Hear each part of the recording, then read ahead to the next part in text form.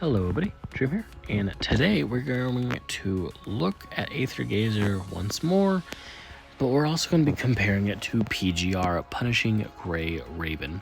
Two very similar games, and quick TLDR, I like Aether more. I prefer PGR combat. I like the character switching everything, but I like how Aether does things differently, and I also like how generous it is in terms of summoning currency versus PGR. Just to kind of give an idea, PGR made it to about account level 40, and I'm 37 so far, and I think I'm sitting at 175, 180 pulls on Aether while I'm sitting at a whopping 40 or 50 on PGR. It's not even close. When it comes to rewards, I know once you hit a certain level and you unlock everything in the game and you do all your dailies, your weeklies, from what the community has told me, you can get pretty much every S rank character after you start. The problem comes down to when you're a new player, you've got no currency hardly at all to pull anything, and it feels real bad. Plus, it's more expensive to pull each character in terms of summoning currency. You get less of it from playing the game, and the rates are worse. So it kind of, coming into this game, it feels like I'm getting away with too much. You know what I mean? So I know in PGR, there's different banners you can pull on. One of them has better rates than the other one, but it has a much longer pity. I think it's like 80 to 100 is like soft pity territory. And like I said, I don't know too much about PGR, just what little I've played. I do know it has better combat, and that's all I'm going to go with. But why do I like Aether more? That's kind of what this video is going to be about. As I said, I've gotten way more pulls. You can see a lot more 5 stars because the rates are even better, right? So I've pulled, what, 100 times? 100 times. I pulled 100 times on this banner. And on this banner, look at that, another 5 star. Oh, another 5 star. Look at that. What, almost 80 times on this one, so I'm getting close to 180 pulls. Plus I've pulled on this one. I've pulled on this one a few times. So yeah, I'm probably sitting at 200 pulls right now. And in PGR, I'm like, what, 40, 50, maybe 60. That's kind of being generous. No, I don't even think I've hit 60. I think I'm at 40 or 50, honestly.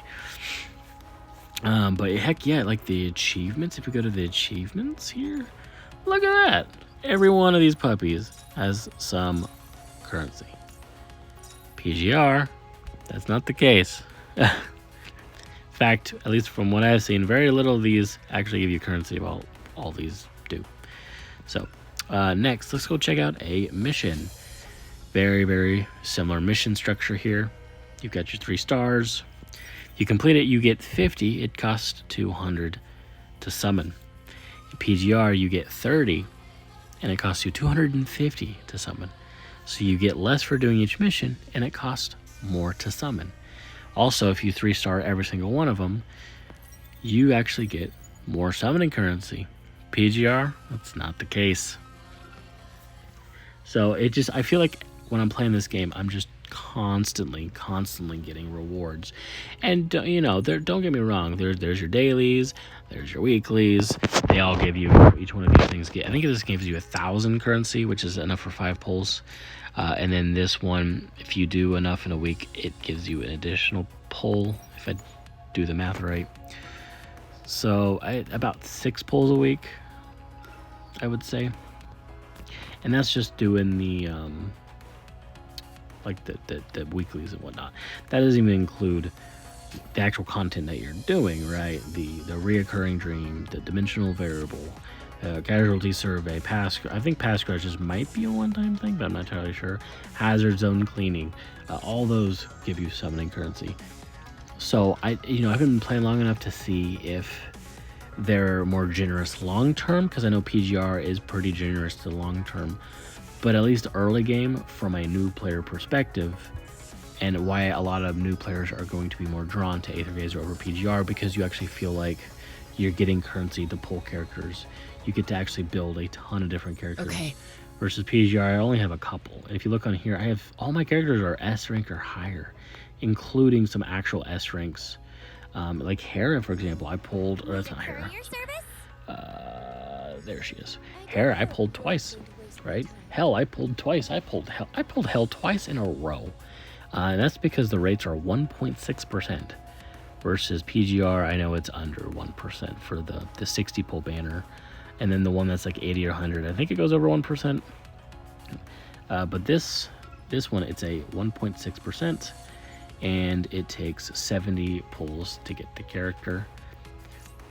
And I believe it's the same thing for the weapons, but I could be wrong. Let's take a look here. Yeah, it's the same thing for the weapons, 1.6 with the 70 pull pity. So yeah, cool. Now another thing that I really like, let's take a look at probably my favorite character currently, Frostfang. It has a very similar setup where you're leveling up your skills, your ults, your auto attacks. This is pretty much your weapon. You're not summoning for weapons in this game. Every character has their own weapon, but you do summon these things called functors, which pretty much act as the stats of a weapon in pretty much any other game. You just throw it on the weapon and call it a day. Sigils, this is your gear. But then the codes. The codes are really interesting because this kind of helps you distinguish your character a little bit differently than other people who play that character. I'm sure there's a meta. Just like any other game with choice, there's always one best option. Right now I'm going with the one where normal attacks on a frozen person deals 200% more damage. The duration of the freeze is extended by 2 seconds. And then every time the enemy is hit with frozen land, the remaining cooldown is shortened by 1 second. Effect is capped at 3 seconds. And then if we want to take a step further, we look at these meow things. And I have a modifier on it. It says increase all duration of freeze, stun, shackle, confuse statuses inflicted by other allied modifiers by 1 second. So if I were using Frostfang as like a allied modifier, which modifiers are the characters, then not only is that character getting the 3 extra seconds from the passive, but 1 extra here. Now I'm playing the character, so I'm not going to really see this too much. But if I had a the Poseidon chick, Okay. what is she? What is her name? Arctic Abyss Poseidon, I think is her name. Yeah, this character can freeze. I would love to have this character on my team. Just freeze everyone. I'm doing free 200% extra damage. And it's super cool. It's really, really, really cool. Versus if you can go through and you can look at all the other ones. They all do different things. And you can pick and choose the ones that you want. You don't even have to pick the same set if you don't want to. But yeah, so I like that extra customization that you can like play the character a little bit differently than maybe someone else. So yeah, it's really cool. Let's actually get into some combat. We'll show you the combat. It's actually not bad. It's actually pretty good. Like I said, it's not as good as PGR, but just because something's not as good as something else doesn't mean it's initially Something's bad. coming closer. It's just different. So there we go. I froze. Let's freeze everyone. Oh, I killed everyone with that. Heck yeah. Oh, I did. Yeah, let's run up here. I actually want to freeze these guys. Oh, I'm out of rage. There we go. Okay. I will protect my family. Definitely not. Oh my gosh, I missed. I suck. Boom. What's cool with this character is if I kill someone with my last ability, then I freeze. Oh, we're gonna. Oh, this is gonna hurt. Oh yeah, I just destroyed them. Heck yeah. Here, let's show you this cool animation. If you have characters that can combo ult, like Hera and the Windwalker lady, you can have cool animations, and you can check to see which characters combo with other people. It's quiet now. But yeah, I really, Really dig this character. As you can see, the combat's pretty fast paced. You only control one character. The AI controls the rest. Let's go ahead and jump into. We're going to be fighting this lady. Zembo Tengu. And, you know, you may like that, you may not. It's definitely a lot more casual. Oh, I'm playing her. Oh, no! Luckily, I know how to play this person. Yeah. Swift as the wind. Yep, I dodged. Let's go. Oh, doesn't mean I'm good. Doesn't mean... I need to get 3 stacks. I do know how to play her. Holy cow. The pure Shisho. Yeah, She's whoever said always this been game isn't hard. embarrassed. Yeah. No! You're lying! Maybe I just suck. Though. You know, I think... Oh, my lord. No one expected anything from you anyway. You are a useless, pitiful fool. I'm not doing any damage. Hold your tongue, demon! Swift as the wind. I almost got her down to oh. Eclipse feathers, scatter. Ogi. Okay, oh, here we go. Come on, do a lot of damage. I need damage. I need damage. Slash. Oh. No, I missed. She's fast. But I'm fast. No, I'm not faster. Oh, this is gonna be close. Okay. Oh, I didn't need to miss that. I need it. No, I think I'm gonna die. I think I'm gonna die. Slash. Swift as the wind. Ooh. Eclipse feathers, scatter. Oh, I'm so close to killing her. I just don't do that. I died. Holy cow. I'm sorry. Oh, well, heck, I'll spend 100 currency to revive myself. What? Heck yeah. I don't think it's gonna help me though. Oh. 1,000 peck. Now I want to defend myself here. I do want to defend myself. I'm holding my phone a little weird. The blood moon is falling. Because Vanish. I'm trying not to cover the mic. I would never disgrace my I'm not very sword. good at playing with the controller on this. You can play with the controller, but it's a little wonky for me. That was hard. I'm glad I could spend 100. I wonder how often you can do that. That's kind of funny. But look at this. I can go here. Boom. I just claimed 20 more.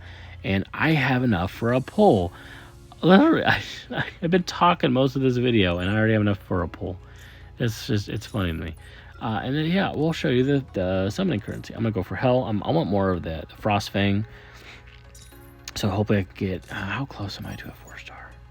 2 away. I'm 2 away. Does it want to give me just a little bit early? Okay. Nope. Looks like we're not doing that. But anyways, so, yeah, I think I kind of went over most of everything here. I mean, it's got all your typical stuff. You got your supply runs when it comes to leveling, limit breaking, all that fun stuff. You've got sigils here, which is just the gear that you can get. You can pick what gear you want to farm for, and you farm for it. That is crazy to me. And then, you know, other than the stars that you get, let's check here. We'll do sets, the one I want. So if we look at here, right, this one's got attack max HP. This one's got attack max HP, attack max HP, attack max HP. They don't have different substats. They all have the same substat. So obviously you go for the highest star and you level up as high as you can. But there's no like endless farming for gear. You just, once you get it, the gear set you need in the slot you need, you're golden. You're good to go. So there's so many quality of life in this game. It's very casual, but it's still very, very fun. And I think that's ultimately why I like the game so much. I'm so used to being bent over by all these other gacha games that this game feels like a breath of fresh air. And I think that's why this is going to be a banger and very popular in terms of the gacha community. I think people just need to give it a chance. You know, give it a go. I think it went over everything though. So yeah, I mean, if you like the video, give it a like. If you want to see more Aether Gazer, make sure you let me know down in the comments below. Wayfinder is coming out very soon, and I will be covering that on my PlayStation 5. But yeah, I'll see you guys in the next one.